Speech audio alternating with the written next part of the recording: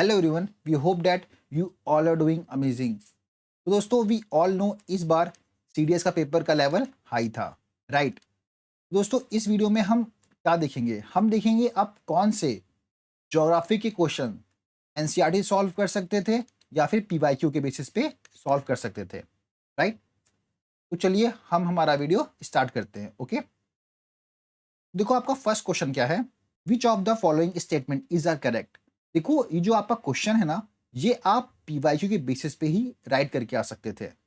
Okay, मैं आपको आगे बताता हूं कैसे। देखो, फर्स्ट स्टेटमेंट क्या बोलता है? Angular velocity for all location on the earth surface is the same while inner velocity very, right? अब देखो, सेम स्टेटमेंट यूपीएससी ने आपके एनडीए 1 2022 में आपसे पूछा है। अब देखिए यहाँ पे, the angular velocity is constant for each place on the earth surface. Like जो आपकी एंगुलर वेलोसिटी होती है वो कांस्टेंट होती है for each place on the earth surface, right? हर जगह ये क्या होती है? सेम होती है। सेम स्टेटमेंट यहाँ दिया गया है, angular velocity for all location on the earth surface is the same, right? तो ये आपका तो ये आप पीवाईक्यू के बेसिस पे ही राइट करके आ सकते थे। अब देखो सेकंड स्टेटमेंट क्या बोलता है? Linear velocity is maximum at the equator and minimum at the pole. अब देखो, अगर आपने एनडीए 2022 का क्वेश्चन सॉल्व किया था, ये इसी के बेसिस पे था। यहाँ पे यहाँ पे आपसे लीनियर वेलोसिटी के बारे में पूछा है, राइट? तो देखो, क्या होती है लीनियर वेलोसिटी? ये कहाँ मैक्सिमम कहाँ होती है? इक्वेटर पे होती है, मिनिमम कहाँ होती है? पोल पे होती है, राइट? तो अब आप ये क्वेश्चन पे आओ। देखो यहाँ पे क्या है? Which of the following city of the world would represent the greatest linear velocity of rotation of the earth? अब अगर आप इसका आंसर ए है, ओके। अब देखो, अगर आप मैप देखते हो ना, तो इक्वेटर के पास जो सबसे पास कंट्री वो युगांडा है। उसके बाद यहाँ रशिया आता है, फिर स्पेन है, स्वीडन है, राइट? तो सबसे इक्वेटर के पास क्या है? ये युगांडा है। तो लीनियर वेलोसिटी कहाँ पे सबसे ज्यादा मैक्सिमम होती? इक्वेटर पे। तो इक्वेटर के पास कौन सी कंट्री है? युगांडा है। तो इसका आंसर युगांडा आ जाएगा आपका। और मिनिमम कहाँ होती है? पोल पे होती है। तो आप देख सकते हैं, ये क्वेश्चन आप पीवाईक्यू के बेसिस पे ही राइट करके आ सकते थे। अब देखो, ऐसे क्वेश्चन ना आप ना नोट से सॉल्व नहीं कर पाओगे। तो ये चीज को समझो कि एनसीईआरटी को कोई भी रिप्लेस नहीं कर सकता है। नोट्स फ्रेम कहां से होते हैं? वो भी आपके एनसीईआरटी से ही फ्रेम होते हैं। चलो मैं आपको लास्ट में बताऊंगा आपको नोट्स पढ़ने चाहिए कि नहीं, एंड अगर आप पढ़ रहे हो तो वो नोट्स कैसे होने चाहिए। ओके, चलिए हम नेक्स्ट क्वेश्चन देखते हैं। On which among the following is national waterway number 2 situated? अब देखो, ये एज इट इज आपके एनसीईआरटी से यूपीएससी ने क्वेश्चन पिक किया है। अब ऐसे क्वेश्चन आपके गलत नहीं होने चाहिए, बिकॉज इसमें आपको अपना माइंड ही यूज नहीं करना है, बिकॉज ये डायरेक्टली आपके एनसीईआरटी में गिवन है।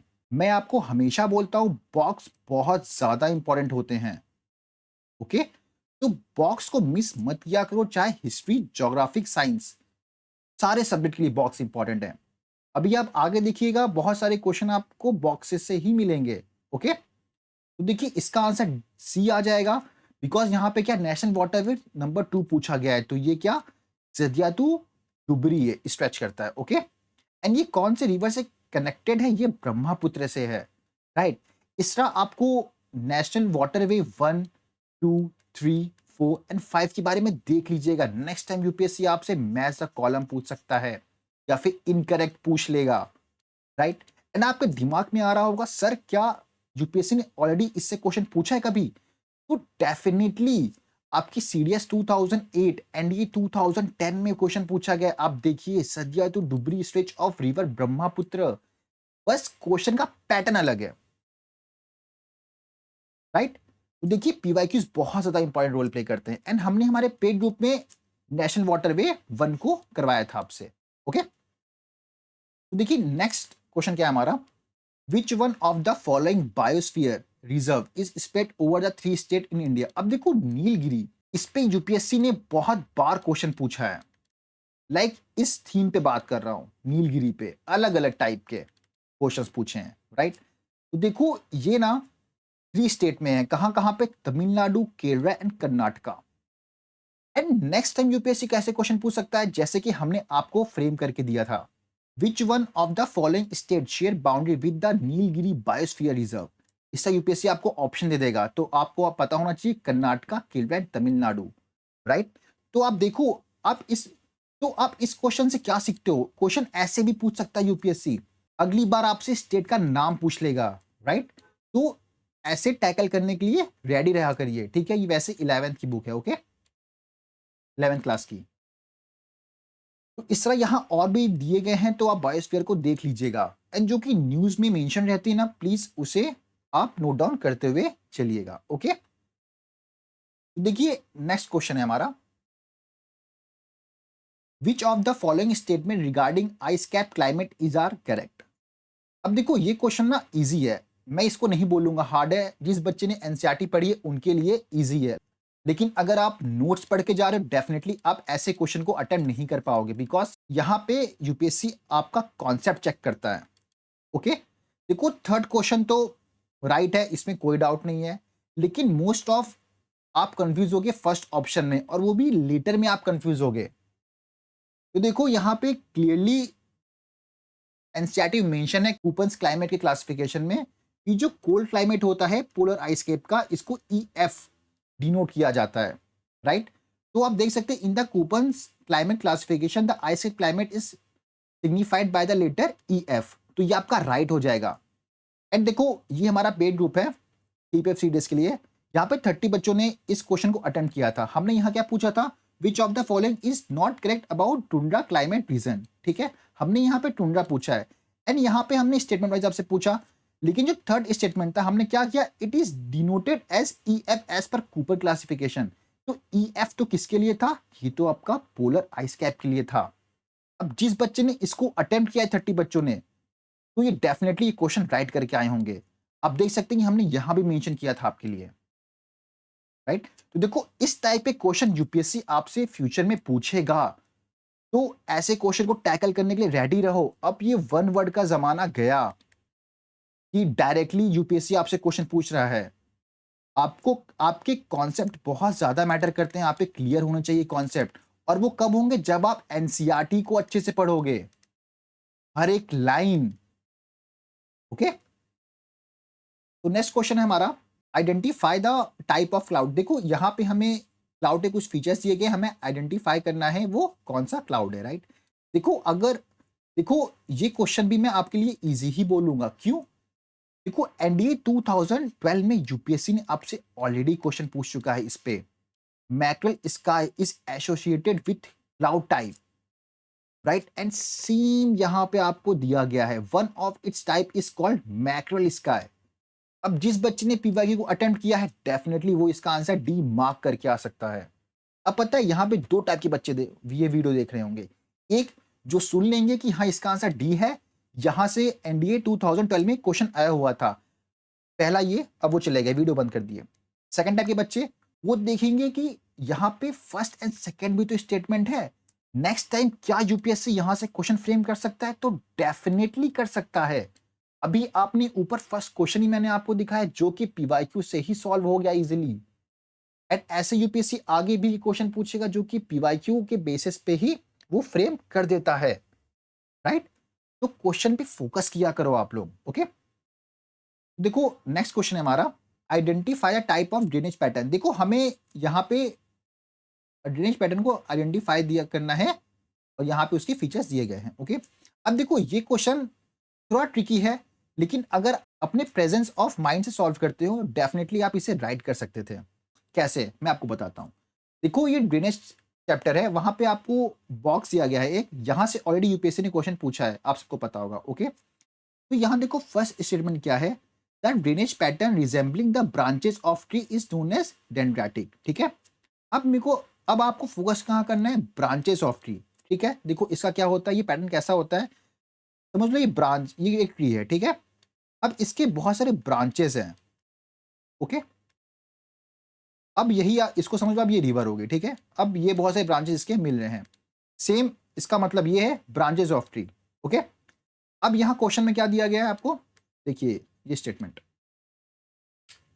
Shows a pattern like a when on a leave. अब यहाँ पे बस उसने लीव कर दिया है, पैटर्न सेम है, ये समझ लो ट्री का हो गया, ये ब्रांचेस हो गए उसके, ठीक है। अब एक ये लीफ है, ओके, मुझे बनाने नहीं आती, ऐसा बन गया, ठीक है, ये लीफ है। अब जो उसके वेन है ये भी तो वही चीज फॉलो कर रहे हैं, ये आपकी रिवर हो गई, एंड ये क्या, उसकी छोटी छोटी जो रिवर्स यहाँ पे कनेक्ट होती हैं, राइट, पैटर्न सेम है, बस देख रहे हो, इनका पैटर्न सेम है, लेकिन देख रहे हो क्वेश्चन पूछने का यूपीएससी तरीका चेंज कर दे रहा है, राइट। तो छोटी सी इंफॉर्मेशन या फिर प्रेजेंस ऑफ माइंड से आप इसका आंसर ए डेंड्रेटिक मार्क करके आ सकते थे, ओके। अब देखो ये आपकी रिस्पॉन्सिबिलिटी है कि यहाँ पे और भी पैटर्न के टाइप्स दिए गए हैं, तो आप इसे ऑनलाइन कीजिए एंड इसकी फिगर को देखिए, इसकी इमेज देखिए, ज्यादा क्लियर होगा आपके, राइट। एंड देखो ये हमने हमारे पेड ग्रुप में यहाँ से भी आपको क्वेश्चंस कवर कराए थे, हाँ सेम क्वेश्चन नहीं कराए थे, लेकिन आप देख सकते हैं कि इस बॉक्स से हमने फ्रेम किए थे, बिकॉज यहाँ से यूपीएससी सीडीएस हो गया, एनडीए हो गया, क्वेश्चन पूछता रहता है, आपके सीएपी में भी पूछता है, ओके, तो आगे भी पूछ सकता है, ओके, तो आप कवर कर लीजिएगा इसे। तो देखो नेक्स्ट क्वेश्चन है हमारा, how can one determine the relative humidity on a particular day at a given place, okay. हमें यहाँ पे रिलेटिव ह्यूमिडिटी के बारे में बताना है, ओके, कि मतलब क्या होगी कोई पर्टिकुलर डे की, ओके। देखो अगर आपने पीवाईक्यू सॉल्व किया है ना, तो आपको इतना पता होगा टेम्परेचर तो आएगा, क्योंकि सीएपीएफ 2011 में ही यूपीएससी ने आपसे पूछा है relative humidity decrease with increase temperature, मतलब टेम्परेचर तो यहां आएगा, ओके, इस पर डिपेंड तो होता ही है। एंड सेकेंड और क्या आएगा, देखो यहां पे आप ऑप्शन पे जाओ, यहां क्या है, रिलेटिव ह्यूमिडिटी पूछा आपसे, ओके। रिलेटिव मतलब क्या होता है, हम किसी से कंपेयर करेंगे तो ही ना, उसके जैसे कि मैं और आप बाइक ड्राइव कर रहे हैं, ठीक है, अब मैं आपके रिलेटिव थोड़ा तेज ड्राइव कर रहा हूं, हम किसी के रिलेटिव हम कंपेयर करते हैं ना, तो इसे कंपेयर करने के लिए हमें एब्सोल्यूट ह्यूमिडिटी पता होनी चाहिए, राइट। तो इसका आंसर आपको सी आएगा, both, okay, temperature and absolute humidity, okay. And देखो इसी बॉक्स से यूपीएससी ने आपसे ऑलरेडी क्वेश्चन पूछा हुआ, चाहे आपका एनडीए हो, सीडीएस हो या फिर सीएपीएफ हो, एंड आगे भी पूछ सकता है, बस टाइप्स अलग होंगे, मतलब क्वेश्चन के टाइप्स अलग होंगे, इसलिए बोल रहा हूं अपने कॉन्सेप्ट को आप क्लियर करो, समझो चीजों को, ओके। तो नेक्स्ट क्वेश्चन है हमारा, which of the following statement regarding insolation is are correct. अब देखो हम पहले इसका सेकेंड स्टेटमेंट देखते हैं, insolation is evenly distributed across the earth because of earth curved surface। अब ये क्वेश्चन तो आपको पता ही होना चाहिए राइट है या रॉन्ग है, ओके। एंड ये देखो डायरेक्टली आपके एनसीईआरटी में गिवन है, राइट, हाँ जी, देखो maximum insolation is received over the sub tropical desert, कहाँ होता है maximum insolation receive, sub tropical desert के वहां पे, एंड इक्वेटर पे कैसा होता है, receive less insulation than tropic, okay. अब ये जो क्वेश्चन है ना, यहां पे यूपीएससी ने क्या किया, यहां पे इवनली दे दिया, इंसोलेशन इक्वल डिस्ट्रीब्यूट नहीं होता है अर्थ पे, आपका सब ट्रॉपिकल पे मैक्सिमम होगा, इक्वेटर पे कम होगा, राइट। अगर यहां पे यूपीएससी आपको नॉट दे देता तो डेफिनेटली स्टेटमेंट आपका राइट होता, लेकिन यहां पे क्या, इवनली दिया हुआ है यूपीएससी ने, और ऐसे ही वो अपने क्वेश्चन में आपको घुमाता है। अब जिस बच्चे जल्दबाजी में इसको पढ़ा होगा ना, तो वो राइट मार के आ गया होगा, इसलिए क्वेश्चन को अच्छे से पढ़ा करो, ओके। एंड देखो फर्स्ट स्टेटमेंट क्या है, insolation is predominantly short wave radiation, ये तो यहां पे क्लियरली आपको दिया गया आपके एनसीईआरटी में। अब आप कंफ्यूज हो गए ये वेव लेंथ पे, राइट, ये आपके एनसीईआरटी में गिवन नहीं है, लेकिन जिस बच्चे को पता होगा कि यूपीएससी इलेक्ट्रोमैग्नेटिक वेव से भी क्वेश्चन पूछता है, तो उसे ही पता होगा ये चीजें, ओके, बिकॉज, और हाँ अगर आपने अभी तक इलेक्ट्रोमैग्नेटिक वेव टॉपिक को कवर नहीं किया है, तो 24 के एग्जाम के लिए चाहे आप सीएपीएफ दे रहे हो, सीडीएस 2 दे रहे हो, इसे कवर कर लेना, ओके। अब आपको सब कुछ पढ़ना पड़ेगा, आप ना हिस्ट्री छोड़ सकते हो ना आप इकोनॉमिक छोड़ सकते हो, रिवीजन बैच में बहुत ऐसे बच्चे थे जो कि हिस्ट्री लीव कर दिए थे और मैं बोल रहा था मत करो लीव कुछ भी, बिकॉज आप यूपीएससी के पैटर्न को समझ सकते हो, आप उसे प्रिडिक्ट नहीं कर सकते हो कि वो ऐसा ही देगा, वो कुछ भी कर सकता है, आपको मेहनत तो पूरी ही करनी पड़ेगी। ओके, तो देखो नेक्स्ट क्वेश्चन है हमारा, which one of the following statement regarding continent of Antarctic is are correct. अब देखो इसका सेकंड स्टेटमेंट क्या है, Mount Vinson is the highest peak of this continent. अब देखो इसको आप चाहे करंट अफेयर्स से कर लो रिलेट या फिर कर लो अपने ज्योग्राफिक से। ओके, तो देखो मिशन अंटार्कटिक आपका न्यूज में था, ओके, दिसंबर मंथ में, राइट। तो यहां देखो क्लियरली मेंशन है mountain Vinson peak the highest peak of South Pole, like Antarctic की हाईएस्ट पीक कौन है, माउंट विंसन पीक है। ओके, अब देखो जो आपका फर्स्ट स्टेटमेंट है वो भी आपका राइट है, जिसका आंसर सी आ जाएगा। देखो अगर आप हमारे पेड ग्रुप में ज्वाइन हो तो हम आपको जो भी चीज़ हाईलाइट करके देते हैं तो याद रखना वो बहुत ज़्यादा इंपॉर्टेंट हो जाती है आपके एग्जाम के लिए। ओके, देखो नेक्स्ट क्वेश्चन क्या है, which organisation publish world wide list of endangered species. देखो ऐसे क्वेश्चंस आप पे गलत नहीं होने चाहिए, ये आपको न्यूज़ में भी देखने मिलते हैं एंड इवन आपके एनसीईआरटी में भी गिवन है। इसे कौन करता है, इसे करता है International Union for Conservation of Nature, IUNC। Okay, so अगर आप ऐसे क्वेश्चन को गलत करते हो ना तो आप अपने एग्जाम में ब्लंडर करके आ जाते हो, क्योंकि ये क्वेश्चंस बहुत इजी लेवल के होते हैं, राइट। एंड इस तरह इसके और भी क्लासिफिकेशन है, उसे पढ़ लेना, बिकॉज अब यूपीएससी देखना पूछेगा यहां से क्वेश्चन। ओके, तो नेक्स्ट क्वेश्चन है हमारा, what does BW stand for as per the Koppen's climate classification. देखो दो क्वेश्चन आया है कूपन क्लासिफिकेशन से, राइट। ये भी बहुत ईजी, इसका आंसर डेजर्ट क्लाइमेट आ जाएगा, यहाँ क्लियरली मेंशन दिया गया है।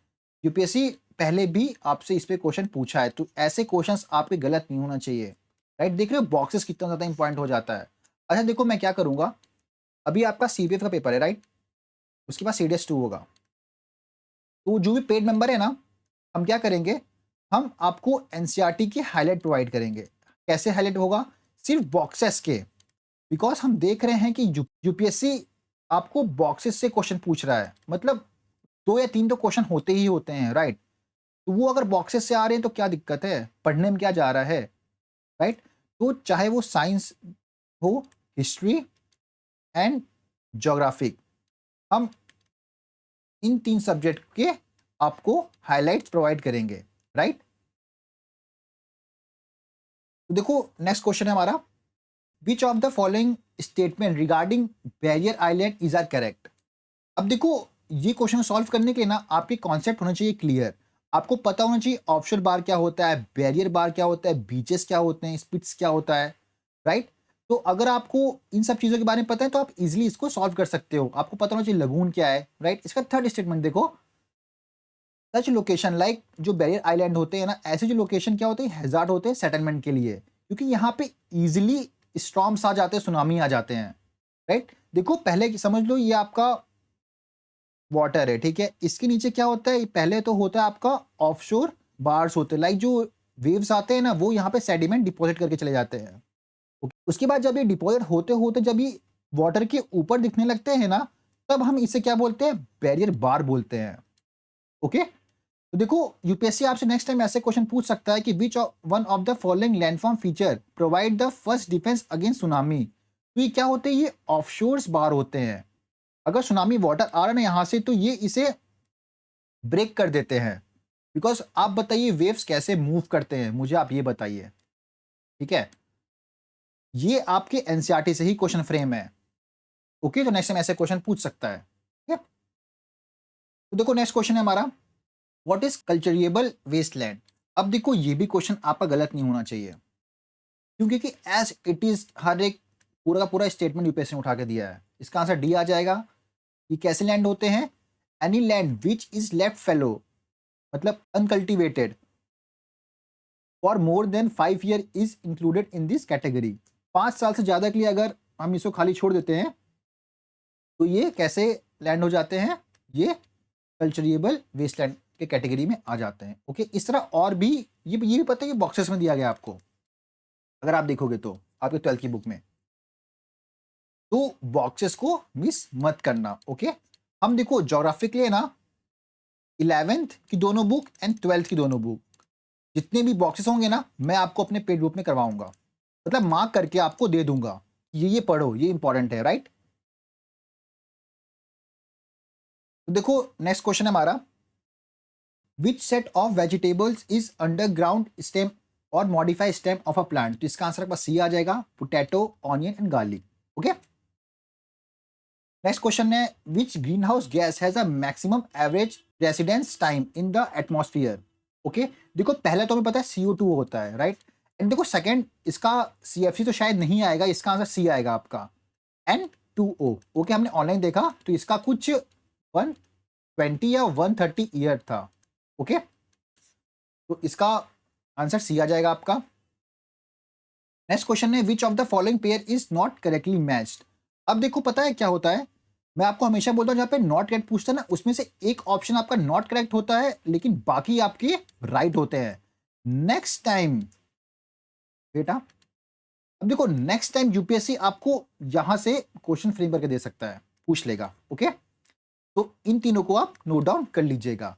एंड जो रामनगर वाइल्ड लाइफ सेंचुरी का उत्तराखंड में कहाँ है, जम्मू एंड आपका कश्मीर में है।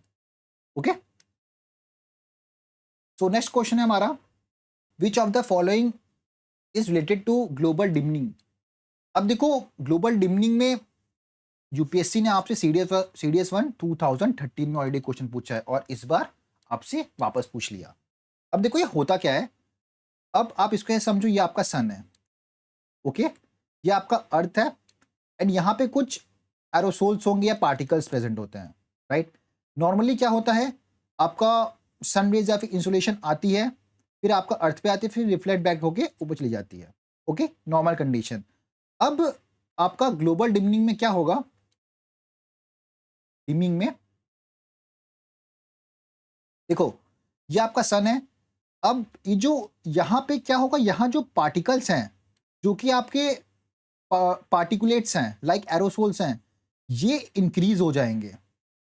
ठीक है, क्यों हो जाएंगे, समझ लो आपके फॉसिल फ्यूल्स की वजह से हो गए या कोई और रीजन हो गया, उसकी वजह से बढ़ गए। ठीक है, तो क्या होगा, तो जो सन रेज आएंगी यहाँ से, जो इंसुलेशन आएगा ट्रेवल होगा, ये रिफ्लेक्ट बैक हो जाएगा। ओके, तो यहाँ क्या होगा, यहाँ टेम्परेचर कम हो जाएगा, यहाँ कूलिंग होना स्टार्ट हो जाएगी, राइट। क्यों होगा, ड्यू टू इंक्रीज पार्टिकुलेट्स। यहाँ पे आपका पार्टिकुलेट्स लाइक जो पार्टिकल्स हैं यहाँ पे इंक्रीज हो गए, दैट्स वाई। ओके, तो इसका आंसर आपका डी आ जाएगा, falling of temperature due to increase particulates. Okay, तो देखो नेक्स्ट क्वेश्चन है हमारा, Which one among the following country is not part of Arabic Peninsula? Right, देखो A, B Oman, D Yemen, यहाँ पे क्लियरली मेंशन है Oman, Yemen and Kuwait. Okay, इसका answer आपका C आ जाएगा, जॉर्डन। ओके, नेक्स्ट क्वेश्चन है, which of the following statement regarding river meanders is are correct. देखो ये स्टेटमेंट एज इट इज तो नहीं मिलेंगे, लेकिन इसका आंसर आपका D आ जाएगा, 1, 2 एंड 3। एंड देखो आप घूस नेक को याद रखना, ठीक है, नेक्स्ट टाइम यूपीएससी आपसे पूछ सकता है। ओके, नेक्स्ट क्वेश्चन है, देखो ये क्वेश्चन आपका ज्योग्राफी से तो नहीं है, वो एक्चुअली मैं स्लाइड्स बना रहा था ना, तो लग रहा है यहाँ पे इंक्लूड हो गया, लेकिन चलो हम देख लेते हैं इसे भी। Who among the following was the first Indian commander in chief of Indian army of independent India. इसका आंसर आपका बी आ जाएगा, KM करियप्पा। ओके, देखो ये क्वेश्चन हमें डायरेक्टली आप हमारे ग्रुप में पोस्ट किया था, जो कि आपका वेस्ट बंगाल PCS 2020 में पूछा हुआ था। ठीक है, who was the first Indian to become the commander in chief of Indian Army. Okay, अब देखो ऐसे क्वेश्चंस ना NCERT में तो गिवन नहीं है, लेकिन आपको पता होनी चाहिए। जब आप PYQ एनालाइज करोगे ना, तो बहुत सारे क्वेश्चन आपको आर्म्ड फोर्स से मिलेंगे, राइट। तो उससे आप एक जगह नोट डाउन या कलेक्ट करके रख लेना, जैसे कि हमने आपको हमारे पेड ग्रुप में प्रोवाइड किया है, राइट। एंड देखो जो आपका एक करंट अफेयर ग्रुप है ना, इसमें हम करंट अफेयर तो कवर करेंगे ही, साथ में जो मैंने आपको ऊपर कटिंग्स बोले हैं ना, लाइक जो कि बॉक्सेस के कटिंग्स प्रोवाइड करूंगा, मैं इसी में आपको प्रोवाइड करूंगा। ठीक है, हिस्ट्री के, साइंस के एंड ज्योग्राफी के। देखो पॉलिटी के तो फिजिबल नहीं हो पाएगा, क्योंकि पॉलिटी के बहुत ज़्यादा हो जाएंगे, ओके, तो मैं 3 का आपको होलिस्टिकली कटिंग्स प्रोवाइड कर दूंगा। ओके, सो हम बात करते हैं नोट्स, राइट। देखो मैं सिंपल सा पूछता हूं आपसे, नोट्स कहां से फ्रेम होते हैं?